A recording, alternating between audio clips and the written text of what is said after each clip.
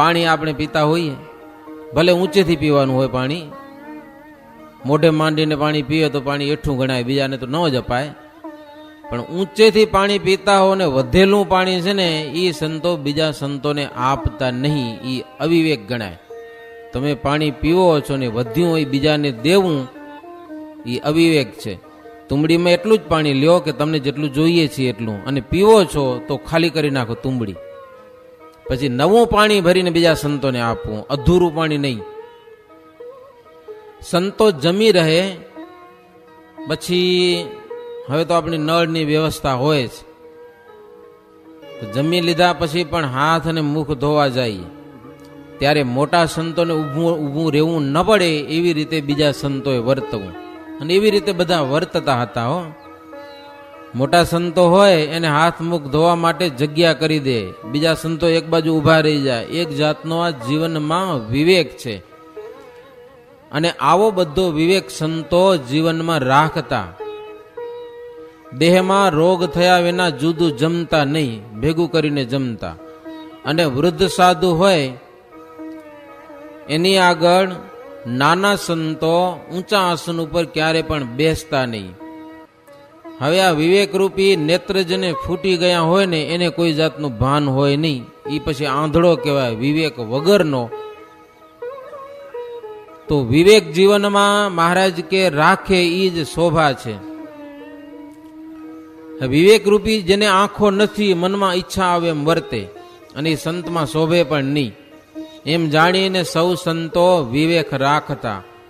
સંતો જમી રહ્યા પછી બે હાથ જોડીને પૂર્વજનો પૂછવા લાગ્યા કે હે મહારાજ, સંતો બધા જમીને સભામાં બેઠા પછી નડિયાદ શહેરના માણસો મહારાજની આગળ જબરો પ્રશ્ન કરેલો છે.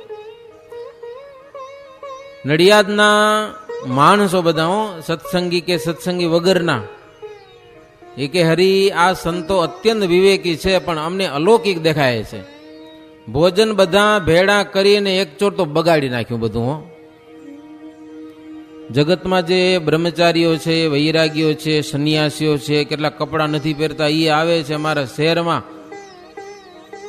ખાખી જેવા કેટલાક ત્યાગી આવે છે, એ બધા ઘરોઘરથી ભિક્ષા માગી અને પછી રસોઈ બનાવીને ખાય છે, તો ભેગું કરતા નથી, જુદું જુદું ખાય છે. કે હો, બગાડીને ખાતા નથી. એ ઘણા બધા આવે છે બાવાઓ. અને મહારાજ જ્યારે બગાડીને ખાવું હોય તો જુદું કરવાનું પ્રયોજન શું? એક જ જાતનું બનાવવું જોઈએ, શીરો એટલે શીરો, બસ, બીજું કાંઈ નહીં, કે ભેગું કરવું જ ન પડે ને. જુદું જુદું જમે તો સ્વાદ આવે, અને ભેગા કરે તો સ્વાદ તો કોઈ જાતનો આવે નહીં, બધું ભેગું થઈ ગયું. અને સ્વાદ વિનાનું ખાવું એ ન ખાવા જેવું છે. શહેરના માણસો કે મહારાજને મત પંથ તો ઘણાય છે, એ કોઈ સ્વાદનો ત્યાગ કરતા નથી, કારણ કે મનુષ્ય શરીરમાં સ્વાદનો જ લાભ છે. લ્યો, સરસ મજાના ગુલાબજાંબુ હોય ને, બટેટા વડા હોય ને, ચટણી હોય ને, ગોટા હોય ને, એ આમ જાત જાતનું હોય, મોંથાર ને. હવે આ બધી વાનગી અલગ અલગ છે, અને એનો સ્વાદ લેવો એ તો માનવજનનું સફળપણું છે. સુખ માત્ર સ્વાદમાં રહેલા છે, સ્વાદ વિના જીવવું એ વૃથા છે. કે લ્યો, ગામના માણસો મહારાજને કહો સભામાં, પાતાળથી દેવલોક પર્યંત દરેક લોકની આ એક જ સમજણ છે. તમારી સમજણમાં કંઈક ફરક લાગે છે. માણસો કહો તમારી સમજણ ક્યાંક ન્યારી છે. અન્નને બગાડીને ખાવું સ્વાદ માટે તો લોકો ધન ખર્ચે છે, તેને તમે ધૂળ ધાણી કરી નાખો છો. બીજો બધો વિવેક રાખો છો, પણ આટલી વાતમાં અમને ઠીક લાગતું નથી. કે લ્યો, બીજું બધું તમારું વર્તન બરાબર છે, બધું બરાબર છે, પણ આ ભોજન બગાડીને ખાઓ છો ને સાધુ બધા, કે ઈ નડિયાદના માણસો, ઈ અમને બરાબર લાગતું નથી. પછી મહારાજને હાથ જોડી બધા કે મહારાજ, અમારા કહેવામાં કંઈક ભૂલ હોય તો અમને દેખાડજો. આ તો અમને લાગતું તો એવું કીધું તમને, કંઈક ભૂલ હોય તો અમને બતાવજો. ત્યારે શ્રીજી મહારાજ કહે છે, તમે શાસ્ત્રવેત્તા અને બુદ્ધિશાળી છો, તમે કહો છો એ વાત બધી બરાબર છે. અહીંયા આવ્યા ત્યારે તમને જોયા, પેલા તો અમે સાંભળ્યું તો મહારાજ કે નડિયાદમાં શાસ્ત્રીઓ અને પંડિતો મહાબુદ્ધિશાળી છે. મહારાજ કે અમે જેવા સાંભળ્યા હતા ને એવા જ તમે બુદ્ધિશાળી છો. આજે તમને નજરે જોયા, અહીંયા આવ્યા એટલે આ ખબર પડી મહારાજ કે. પણ હવે અમારી વાત થોડીક તમે સાંભળો. જેને જેવો સંગ હોય તેને તેવી બુદ્ધિ થાય છે. લોકની સમજણ કાંઈક જુદી છે અને સત્સંગની સમજણ કાંઈક જુદી છે. મહારાજ, સમજણમાં ફરક છે, એક જ જાતની સમજણ નથી. માટે મહારાજ કે એકબીજાને દોષરૂપ જણાય અને મેળ બેસતો નથી આ સમજણમાં. મહારાજ કે તમે બધા ધ્યાનથી અમારી વાત સાંભળો. તમે જેને સ્વાદ માન્યો છે ને, સ્વાદ, અલગ અલગ ભોજન ખાવા, એ સ્વાદ, સમજ્યા ને? એ સ્વાદનું પરિણામ શું છે? નરક છે. મહારાજ કે એ સ્વાદ કરી કરી અને એનું ફળ શું મળે? તમે કહો કે માનવ જીવનમાં સ્વાદ લેવો એ જ મોટો લાભ છે, એ વાત સાચી તમારી. પણ એવા સ્વાદ કરવાથી નરકનું કારણ છે એ બધા સ્વાદ. કે જ્ઞાનીનો મત કંઈક જુદો છે અને અજ્ઞાનીને સ્વાદ લેવાનું એક જ્ઞાન છે. પણ જ્ઞાની છે, શાસ્ત્રના સમજુ છે, એની વાત થોડીક જુદી છે. આ લોકના અજ્ઞાની માણસો છે એ તો પશુની, ઢોરની જેમ. ઢોરને કેટલું હોય તાન, ચરો ખાઈ લે, બીજાને ઠોયું મારીને પણ ખાઈ લે. શું કરે? એક પશુ ખાતું અને બીજું કંઈક બાજુમાં આવે ને તો ઠોલો મારે એને. આવા નથી બાજુમાં. માણે એમ કરતું હોય, મળ્યું હોય ખાઈ જ લેવું, બીજી વાત નહીં, તો તેની હારે ગણાય. અજ્ઞાની છે. મહારાજ કે એને આગળની દ્રષ્ટિ નથી, પણ જ્ઞાનીને તો આગળ અને પાછળ બે દ્રષ્ટિ હોય. આવું સ્વાદિષ્ટ ભોજન કર્યા પછી ફળ શું, આગળ શું ને પાછળ શું, એ બે વિચારે. એક ભોજનની વાત નથી, બધી વાસ્તુની. જે કોઈ કાર્ય કરે એ મૂર્ખ છે, અજ્ઞાની, એ તો મનમાં આવ્યું આમ કરવું એટલે કરી નાખે છે, પછી એમાં હેરાન થાય છે. પણ જ્ઞાની છે એ વિચાર કરે કે આમ કર્યા પછી એનું પરિણામ શું આવશે, ઘણો બધો વિચાર કરે આગળ પાછળનો, અને પછી એ કાર્ય કરે. તો મહારાજ કે અજ્ઞાની, મૂર્ખ અને સમજુ, આમાં આટલો ફરક છે. લાભ અને હાનિ વિચાર્યા વિના સ્વાદ કોઈ જાતનો લેતા નથી. તેમને તો ભગવાનના ચરણમાં રસ મનાયો છે. કેમને? ભગવાનના ભક્તોને. તેથી બીજા રસને વિઘ્નરૂપ અને ઝેર જેવા માને છે મહારાજ. ભગવાનના ભક્તો અને મહારાજ કે અમારા સંતો છે ને, એને સ્વાદ તો જબરો છે, પણ હરિભજનનો સ્વાદ છે, ખાવા પીવાનો સ્વાદ નહીં. એટલે ખાવા પીવાના સ્વાદને ઝેર જેવા માન્યા છે, અને ભગવાનનું સ્મરણ છે એ જ સ્વાદને અને અમૃત જેવો માનેલો છે. સંસાર કો સ્વાદ લેવત જે હા, જન્મ મરણ ભુક્તન હે તે હા. ત્યાગી હોઈ રસ કો કરે ભોગા,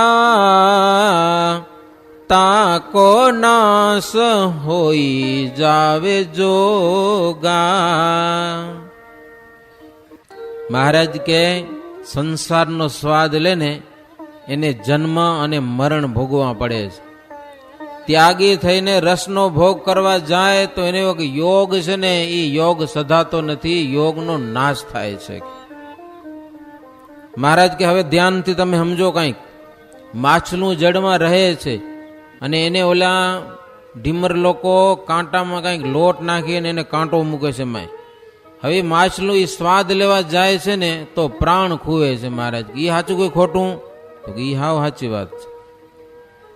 માછલું સ્વાદમાં લોભાય છે તો પ્રાણ ખૂવે છે. અને મરગલું શબ્દમાં ફસાય છે તો એમાં એ પ્રાણ ખૂવે છે, શબ્દ સાંભળવાથી.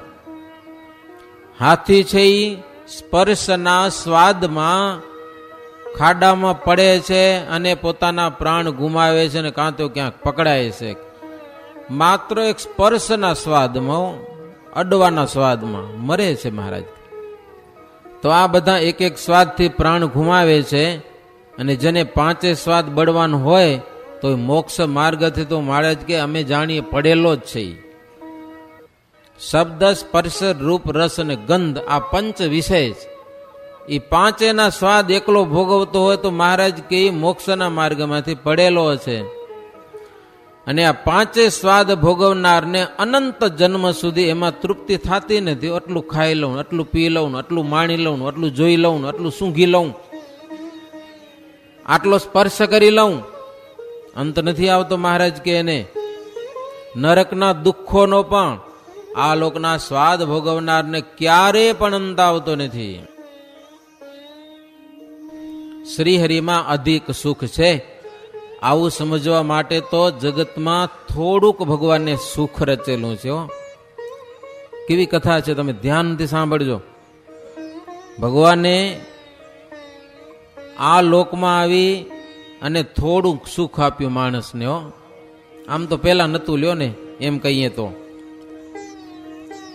આટલા બધા સુખ પેલા હતા નહીં. 200 વર્ષ પહેલા હતું કઈ આ પૃથ્વી ઉપર? પ્લેન હતા, ગાડીઓ હતી, કઈ સુવિધાઓ હતી? કોસ હાંકતા હતા આપણા વડવાઓ, લ્યો કાંઈ નતું. તે શ્રીજી મહારાજા પૃથ્વી ઉપર આવ્યા. આ બ્રહ્માંડમાં ભગવાન પધાર્યા.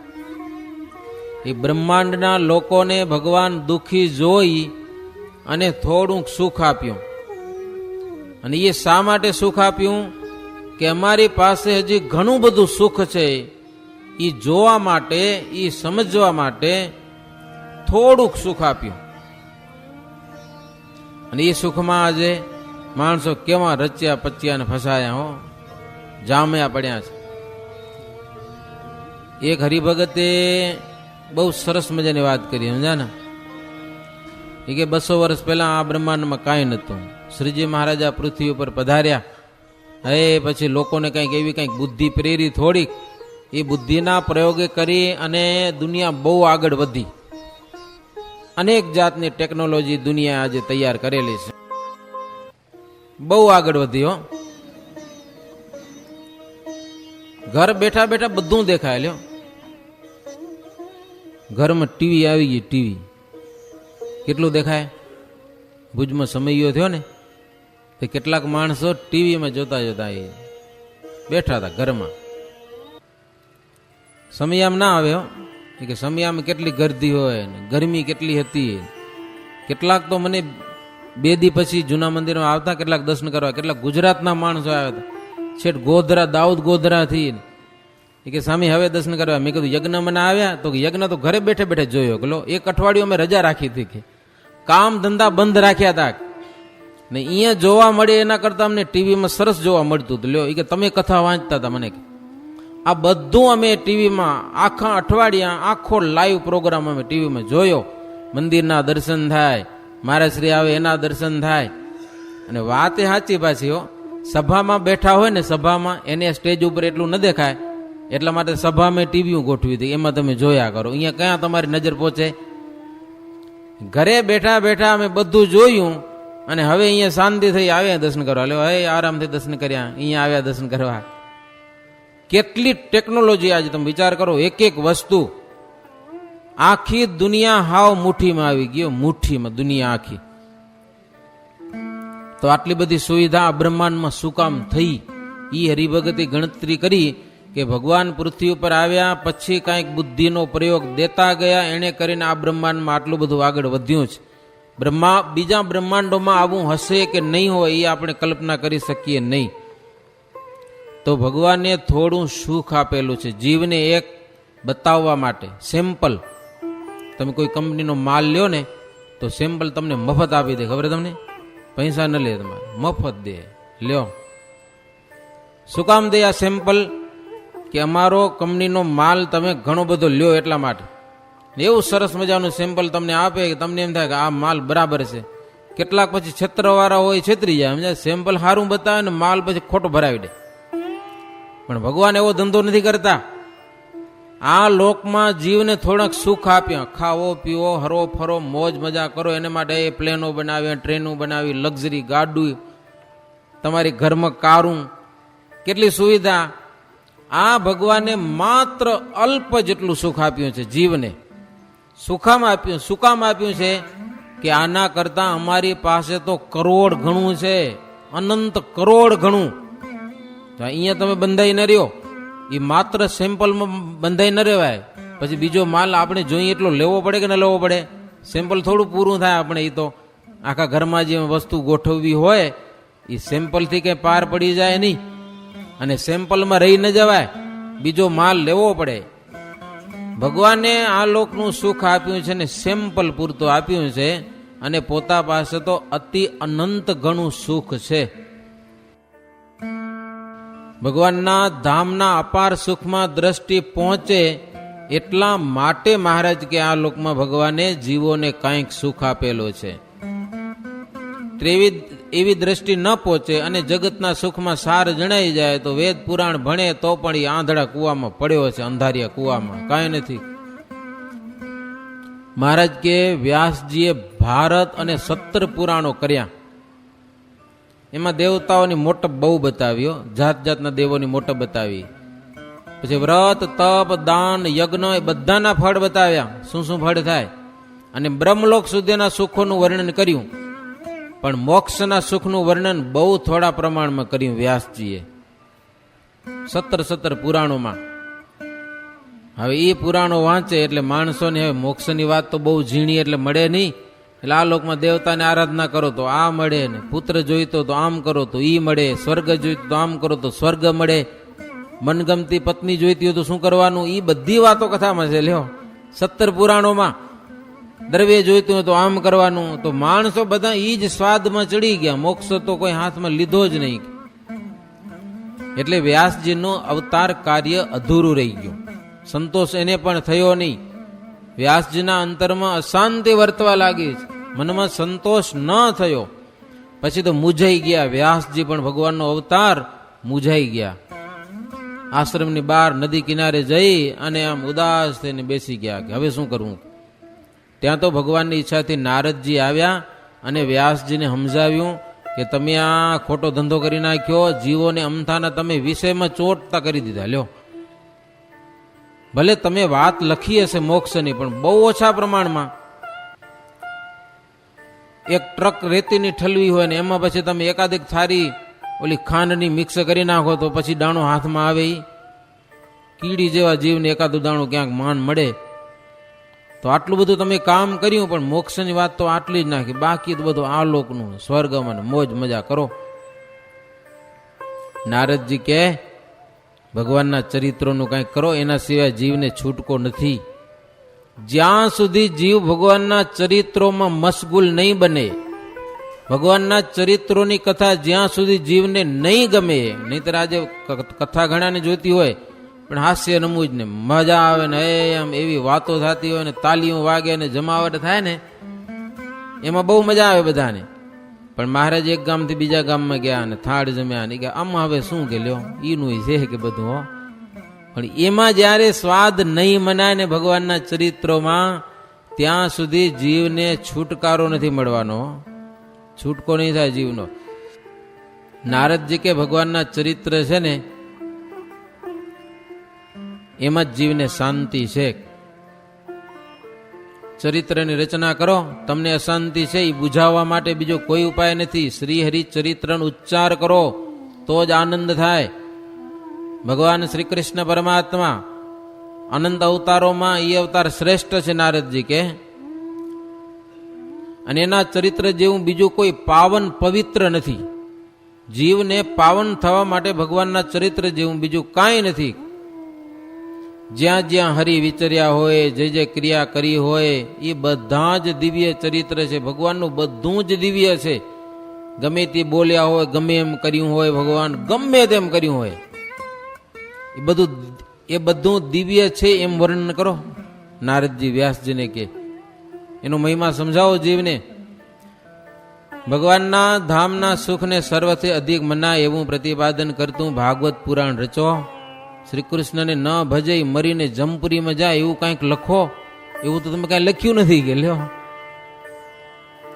સંસારમાં એવી કોઈ સહાય કરી શકે નહીં ભગવાનના ચરિત્રોની સમાન. અલ્પ વિષય ભોગના મેરુ સમાન દુઃખ આવી પડે. હો, થોડો જ માત્ર વિષય ભોગવો તમે, અલ્પ વિષય માત્ર ભોગવો તો એનું દુઃખ વાય મેરુ પર્વત જેવનું છે.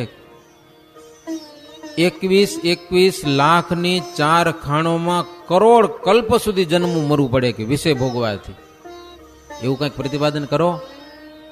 એવું તો તમે કાંઈ લખ્યું નથી કે નારદજી વ્યાસજીને કે શ્રી કૃષ્ણ ભગવાન મથુરામાં જન્મ્યા, વસુદેવ દેવકી અને નંદ યશોદાજીને ત્યાં ગયા, એને લાડ લડાવ્યા, ગોપ ગોપીને સુખો આપ્યા, એ બધું લખો વિસ્તારથી. 4 પ્રકારના પ્રલયની વાતું પણ લખો, એનું પ્રતિપાદન કરો. એમાં શ્રી કૃષ્ણ ભગવાન અને તેમના ધામ વિનાનું જે કાંઈ છે નામ રૂપ બધું પ્રલયમાં નાશ પામી જાય છે એવું કંઈક પ્રતિપાદન કરો. એમ કહી અને નારદજી ત્યાંથી ચાલ્યા ગયા. અને પછી વ્યાસજીએ ભગવાનના ચરિત્રો લખ્યા. શાસ્ત્રનું નામ ભાગવત, પણ ભાગવતની મહત્તા શેનાથી? ભગવાનના ચરિત્રોથી. શ્રીહરિની વાત સાંભળીને નડિયાદ શહેરના મોટા મોટા જનો હતા ને બુદ્ધિશાળી શાસ્ત્રી પુરાણી લોકો બધા એ સમજ્યા કે ખરો સ્વાદ તો આ સંતો લે છે. કે લ્યો આપણે ભૂલા પડ્યા કે સાચો સ્વાદ તો આ સંતો લે છે. સુખરૂપ વાત જે જાણે છે તેને આપણે તો દુઃખરૂપ કહી દેખાડી. આપણે તો દિવસને રાત કહી દીધી અને રાતને દિવસ કહી દીધો. યા નિશા સર્વભૂતાનામ ગીતામાં શ્લોક લખ્યો છે ને, એનું પણ આપણે અનુસંધાન રાખ્યું નહીં કે એ તો આપણે વાત બધી ભૂલી જ ગયા. પછી બધા લોકો મહારાજને હાથ જોડીને કે આપણી સમજણ મહારાજ સાચી છે, અમને દર્શન દઈને તમે કૃતાર્થ કરવા અહીંયા પધાર્યા છો. જ્યાં પ્રગટ થયા, જે માત પિતા થકી તમે પ્રગટ થયા તે ભૂમિ, એ માત પિતા, પ્રભુ આપણું કુળ, એ બહુ ધન્યભાગ છે. આ પૃથ્વી ઉપર પ્રભુ તમે જ્યારથી પ્રગટ થયા ત્યારથી સત્સંગનો ઉદય થયો છે. સત્સંગ રૂપી સૂર્ય, એની આગળ કુપંથ છે બધા અંધતમ જેવા, એ બધા અંધાર દેખાય છે, એનું કાંઈ નથી આવતું. ભક્તિ, ધર્મ, જ્ઞાન અને વૈરાગ્ય એ સૌ તમારા પ્રતાપે મૂર્તિમાન રહેલા છે. મિથ્યા જૂઠા આવા જે મતપંથ છે, મિથ્યા વર્ણાશ્રમ, મિથ્યા ભક્તિ, મિથ્યા ધર્મ, મિથ્યા ગુરુ, મિથ્યા ગ્રંથ, આ બધું જ સત્સંગે કરીને તમે પ્રગટ દેખાડેલું છે. પ્રભુ આ તમે પ્રગટ થયા ત્યારે તો આ બધી વાતોની ખબર પડી, નહીતર તો કાંઈ ખબર જ પણ નહોતી.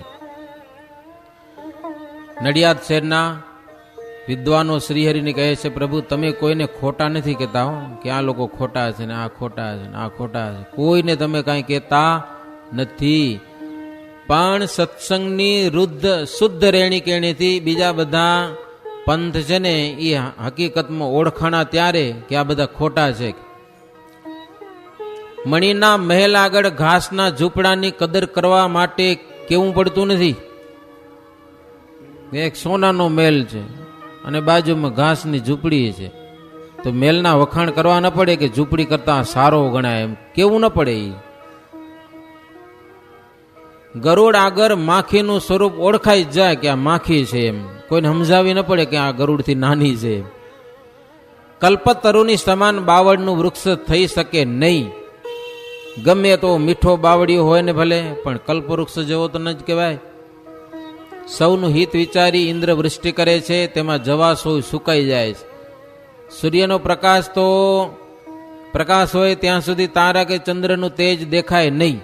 રાત્રિ હોય ત્યાં સુધી દીવા મસાલ તારાનું દૈવત જણાય, પણ સમગ્ર ભૂમિનો અંધકાર તેનાથી ટળે નહીં. ગમે એટલા દીવા કરો, ગમે એટલી લાઇટું કરો. તો મહારાજ સૂર્યરૂપ તમે જ્યારે પ્રગટ્યા ત્યારે અનંત ગાઢ તમરૂપી અંધકાર બધા નષ્ટ થઈ ગયા પૃથ્વી ઉપર. અંધારું બધું ગયું. લોકોના અંતરમાં જે અજ્ઞાન હતો એ અજ્ઞાન બધું દૂર થયું. તમારો પ્રકાશ કોટી કલ્પ સુધી પહોંચે એવો છે મહારાજ, અને એવો તમે સત્ય સંકલ્પ કરેલો છે. અને બધાયને દોરી પ્રભુ તમારે હાથ છે એવા તમે સમર્થ છો. ચિંતામણીની સમાન છો, કલ્પવૃક્ષની સમાન છો પ્રભુ. અનેક સૂર્યના કરતા તમારું સામર્થ્ય પ્રભુ અપાર છે. અમે તો લેસ માત્ર કહી શકીએ તમારું સામર્થ્ય. પછી શ્રીજી મહારાજ તેની શુદ્ધમતી જોઈ અને પ્રસાદીના હાર ફૂલના આપ્યા છે બધા વિદ્વાનોને. પછી બધા એની પૂજા કરેલી છે મહારાજની, સંતોની, બ્રહ્મચારીઓની, રાજાઓની પણ પૂજા કરેલી છે. મહારાજ ભેડા ભેડા ફરતા હતા એની. પછી શ્રીહરિ ત્યાંથી ચાલવા તૈયાર થયેલા છે. પૂરની બહાર આવી ભક્તજનોને પાછા વાળ્યા અને શ્રીજી મહારાજ અશ્વને દોડાવી અને પ્રભુ ડબ્બાણ પધાર્યા છે. ડભાણથી એક જ દિવસ માટે મહારાજ નડિયાદ આવ્યા હતા ને પાછા ડભાણ ગયેલા છે. ત્યાં એક રાત રહી અને પીજનો માર્ગ પૂછીને પ્રભુ પીજ ગયેલા છે. બાજુમાં જ છે પીજ. થોડેક દૂર ગયા મહારાજ, એક સરસ મજાની તલાવડી આવી, ત્યાં સંતો સહિત નાહ્યા મહારાજ. તલાવડીની ચારે બાજુ ફરતા થોડા છેટે છેટે કુવા છે, ત્યાં મહારાજ પૂજા વિધિ કરેલો છે. વૃક્ષ નીચે બેસીને ટીમણ કર્યું. સરોવરના નાના નાના ઝાડ નીચે શ્રીહરિ બેઠા હતા. ટીમણ કરીને ત્યાંથી ચાલ્યા. પ્રભુ તુંડેલ ગામ આવ્યા છે. તુંડેલ ગામમાં પણ ભક્તજનોને મહારાજ રાજી કરેલા છે. ગાજતે વાજતે ગામમાં પધરામણી કરી. ત્યાંથી શ્રીહરિ પીજ આવ્યા છે. પીજના ભક્તજનો ઢોલ, ત્રાસા, ભેરાઈ, રણશિંગા વગેરે અનેક વાજિંત્રો વજાવતા વજાવતા શ્રીહરિને સન્મુખ આવેલા છે. વાજતે ગાજતે શ્રીહરિને પીજપુરમાં પધરાવ્યા છે. પીજના ભક્તજનો એવા પ્રેમી, મહારાજ પધારે છે એટલે શહેરને શણગાર્યું હતું, પણ ગેટ હોય ને, દરવાજો, નગરનું દ્વાર, એને એવું શોભાડ્યું હતું કે સોનાના શ્રીફળની 5 શેરોનું તોરણ બાંધ્યું હતું. સોનાના નારિયેલ, લ્યો, આજે આપણે નથી બાંધતા, બાંધી છે. 5 શેરો એના તોરણ બનાવ્યા મુખ્ય ગેટ ઉપર. અને મહારાજ ત્યાં આવ્યા, મહારાજનું વધાવ્યા છે. સામયું ચાલતું થયું. અબીર ગુલાલ ખૂબ ઉડાડ્યા છે. મહારાજ બહુ રાજી થયા ભક્તોનો પ્રેમ જોઈને. અશ્વનો શણગાર પણ સોનેરી હતો, એના ઉપર છત્ર પણ સોનેરી. ચામર ઢોળતા હતા ભક્તજનો. મહારાજ માથે પાઘ બાંધી હતી, મોતીના તોરા લટકાયેલા હતા. સરસ મજાની કલંગી હતી મહારાજની પાઘમાં. કાને સરસ મજાના કુંડળ, કેસર ચંદનના ચાંદલાથી મહારાજનું ભાલ શોભતું હતું, તિલક અને ચાંદલાથી. શ્રીહરિ અશ્વ ઉપર બેઠા છે, પણ એના સામર્થ્યનો કોઈ પાર નથી હો. એટલું મહારાજનું સામર્થ્ય છે. અનંત ભક્તને સેવા દેવા માટે જેવું પાત્ર, એ પ્રમાણે શ્રીહરિ કહે છે. નહીતર તો અક્ષર સરખા પણ સેવા ચાહે છે ભગવાનની, એને પણ સેવા મળતી નથી. મહારાજની પાસે એને પણ રહેવા મળતું નથી. રાધા અને રમાને પણ સેવા માટે પરસ્પર ઈર્ષ્યા રહે છે, ભગવાનની સેવા કરવા માટે. શ્રીહરિની પ્રસન્નતા થાય ત્યારે એવી સેવા મળે છે. એવી બહુ આશ્ચર્યકારી વાતો કેટલી લખીએ આધારાનંદ સ્વામી લખતા લખતા લખે હો. તલ માત્ર લખી શકાય ભગવાન વિશેનું હતો. મહારાજના સામર્થ્ય, ભગવાનની સેવામાં ચાહતા ભક્તજનો. શ્રીજી મહારાજ પૂરમાં પધાર્યા છે. રસ્તામાં બહુ ભીડ થઈ. લોકો બંને બાજુ ઊભી મહારાજને ફૂલડાથી અને મોતીથી વધાવે છે. અને સ્ત્રીઓ તો ખાસ મોતીડાથી વધાવતી હતી. શેરીએ શેરીએ વધાવવા માટે કોઈ બજાર ખાલી નહીં હો. નહીતર જો અમુક જગ્યાએ માણસો ઘણા હોય ને પછી આમ ખાલી ખાલી હાલું જવું પડે. આપણી ઘણીવાર શોભાયાત્રામાં આવું હોય જ, કોઈ માણસો જ ન હોય. પણ પીજમાં તો મહારાજનો રૂટ હતો. એ આખા રૂટમાં માણસો હાથમાં પૂજાપો લઈને બધી એમ લાઈન બંધ માણસો ઉભા. મહારાજ આવે એટલે વધાવે, કોઈક ફૂલડાથી વધાવે, કોઈક મોતીથી વધાવે. સતત મહારાજનું સ્વાગત થતું જાય. મહારાજ ઉપર ચોખાનો, ફૂલડાનો જાણે વરસાદ વરસતો જ હોય. આટલા પ્રેમથી શ્રીજી મહારાજને નગરમાં ફેરવ્યા છે. સંતો બધા મહારાજની આગળ ઝાંઝ મૃદંગ લઈને ઉત્સવ કરતા હતા, હરિયશ ગાતા હતા, કીર્તનો બોલતા હતા, પાર્ષદો બંદૂકો છોડતા હતા. અને ઠેક ઠેકાણે શ્રીહરિનો જય જયકાર થતો હતો. શ્રીજી મહારાજ ઝવેરી દાસના ભવન પ્રત્યે આવ્યા છે. પલંગ ઉપર પ્રભુ બિરાજમાન થયા. સરસ મજાનો થાળ થયો શ્રીજી મહારાજને માટે. મહારાજ થાળ જમવા પધાર્યા છે. સોનાના બાજોઠ ઉપર બેઠા. આગળ બીજો એક સોનાનો બાજોઠ, એમાં થાળ પીરસેલો છે.